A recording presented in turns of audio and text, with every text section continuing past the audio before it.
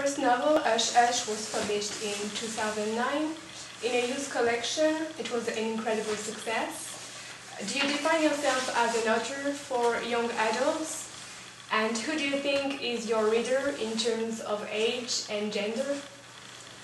I do consider myself a young adult author, Yeah. but I get fan letters, fan mail from people anywhere from, girls who are 13 and 14 up to women who are in their 30s, 40s, and 50s. So I think the book has, appealed to a wide range of readers. But at the heart, the story is about young adults, and that definitely is who I picture my audience being. Mm-hmm. Okay, so most of all, a woman reader. Yes. Yeah. Mm-hmm. Okay. Why did you choose the angel film? Why such an interest in the biblical history? When I first started writing Hush Hush, I did not know that I was going to be writing about fallen angels. I just knew that I was writing about this ultimate bad boy named Patch. And I knew when I began the story that, he had this deep, dark secret, that something was torturing him, but I didn't know what it was. And it was as I kept brainstorming and thinking about, what had caused him to become this bad boy, because in my mind I had pictured him as being this really moral, great person at one point, and something had caused this change for him to become this edgy, dark, even dangerous guy. And it was as I kept thinking, what caused this change, what caused his fall from grace, that his fall from grace became something very literal, and I realized that he had literally fallen from heaven as an angel. So it took a long time of brainstorming and really fleshing out Patch's character to get to that point. And did you do some research, I don't know, maybe in the biblical history before starting to write? Well, I've read the Old Testament. I read it as a teenager. And, so I think I had this foundation of what I wanted the angels in my books to be like. However, I think the angels in my books, are quite different from the angels in the Bible. That was all part of my imagination and part of fleshing out the story. But I felt like I had a pretty good understanding of the Bible and angels and Nephilim, these giants who are described in the Bible, before I began the story. Do you consider there is a message in your books, some kind of moral? Since Nora is constantly struggling between a passion and a reason, and Patch himself is catch between between good and evil. When I'm writing the book, I am never thinking of a message I want to, send to my readers. I'm simply writing the story as it comes to me, and I'm hoping I entertain people. That's always the first goal in my mind. But one of the wonderful things about reading is it's so personal to every person, and they can take what they want from the book. How would you define Nora's character and Patch's one if you have to give one or two adjectives? For Nora's character? Yeah. Wow, that's a good question. One or two. I think she's pretty steadfast, and this is so hard. I'm like she changes a lot throughout the series, so it's hard to pinpoint just one thing. But I think she's a romantic. I think the things that she wants out of life, she follows her heart more than her head, I would say. So more of a romantic than a someone very logical and hardened and. And for Patch, it's like a bad boy. Yeah. Yeah. And he's on his own road toward redemption, because he was such a good guy at one point. So I think his character is really fascinating in that he's trying to get back to on the right path, I guess, his right path. And does Nora reminds you of your own teenage years at all points? Some things about Nora do remind me of me as a teenager. You know, I liked school, I liked studying, I got good grades, and you know, I was boy crazy. I was always in love with some guy, but the guy that I was in love with in high school was not like Patch. I think Patch is the kind of guy you want to date or you want to imagine dating. But in reality, like, the person I wanted to be with was someone stable and kind and loving. And why do you choose a feminine point of view in your books? A feminine point of view. Yeah, Nora's one. Nora's point of view. Oh, you know, I don't know that I ever made a conscious decision to write from her point of view. That's just how the story came to me. I feel far more comfortable writing a female point of view than from a guy's point of view. I don't feel like I know, you know, guys as well, obviously. So it just was what felt comfortable.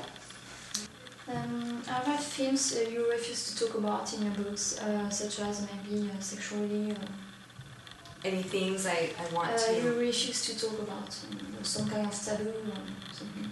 I refuse to talk about them. You know, there's one difference I've noticed between the United States and France, or Europe in general.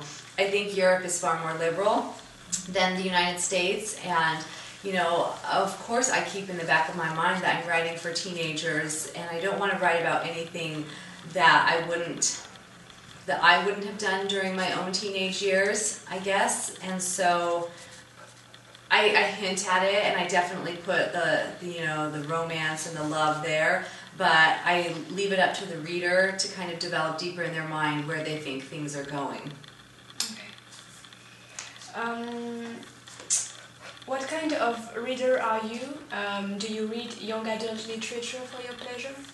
I do. I read a lot of young adult literature, but I try to read everything that I possibly can because I think that each of the different genres have something to teach me about writing and about storytelling and how to structure a story. So I read westerns, I read historical, I read a little bit of horror. I just try to read everything that I can get my hands on, but most of my reading would be young adult. Okay. Is there an author that you like most? A writer that... Oh, my favorite writer? Yeah. It's always hard when it's just one. My favorite writer is probably Diana Gabaldon, who writes the Outlander series. Have you read them? Or heard of them? Okay, I love those books, and I've heard they're being adapted for TV, so I'm really excited to see how that goes.